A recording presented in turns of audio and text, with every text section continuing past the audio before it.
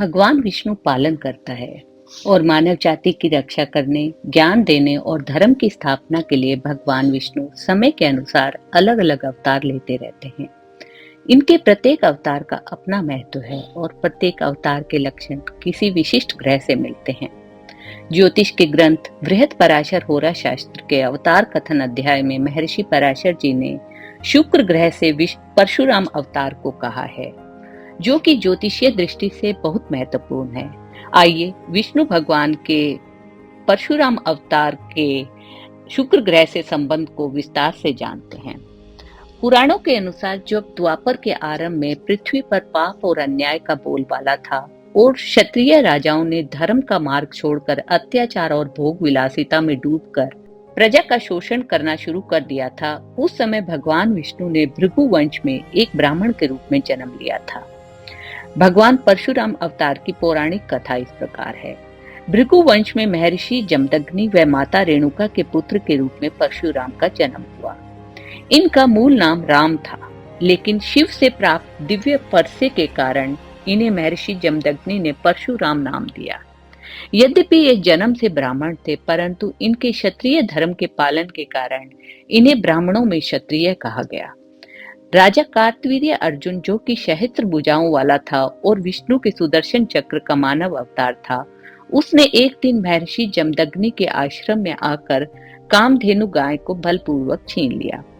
इससे आहत होकर परशुराम ने युद्ध में कार्तवीर्य अर्जुन को मारकर कामधेनु को वापस ले आए। बाद में कार्तवीर्य अर्जुन के पुत्रों ने प्रतिशोध लेने के लिए महर्षि जमदग्नि पर 21 बार वार करके उनकी हत्या कर दी। इससे कुपित होकर परशुराम ने शपथ ली कि हर वह क्षत्रिय जो दूसरों पर अत्याचार करेगा वह मेरे परशु का भोजन बन जाएगा। अपने प्रण के अनुसार परशुराम ने संपूर्ण पृथ्वी को 21 बार अधर्मी और अत्याचारी क्षत्रिय राजाओं से मुक्त करवाया।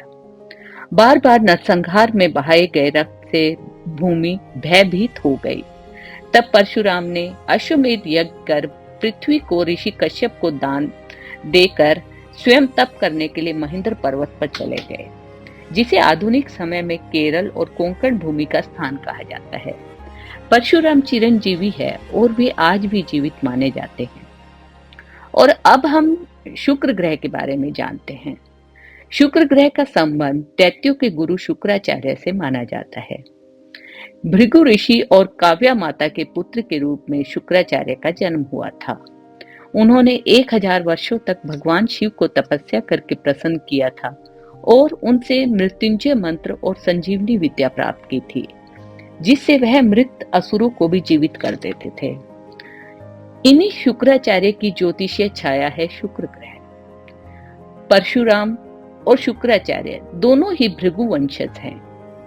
शुक्र ग्रह एक ओर तो भोग विलास को दिखाता है और दूसरी ओर आध्यात्मिकता की चरम सीमा, जिसे पाने पर आप मृत्यु पर भी विजय पा सकते हैं। तो जब भोग विलास, जो कि शुक्र की नकारात्मक ऊर्जा है, वह जीवन में बढ़ती है, तो उस पर नियंत्रण के लिए परमात्मा परशुराम के रूप में अवतरित होते हैं।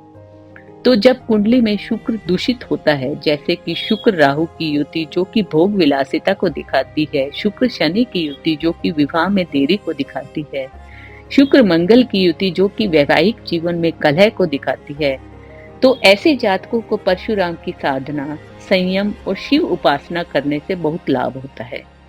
तो इस प्रकार परशुराम अवतार केवल युद्ध और क्रोध का ही प्रतीक नहीं है, बल्कि ये शुक्र ग्रह की दूषित भोग विलास की शक्ति को नियंत्रित करने वाला दिव्य अवतार है। ओम जमदग्नाय विद्महे महावीराय धीमहि तन्नः परशुराम प्रचोदयात्।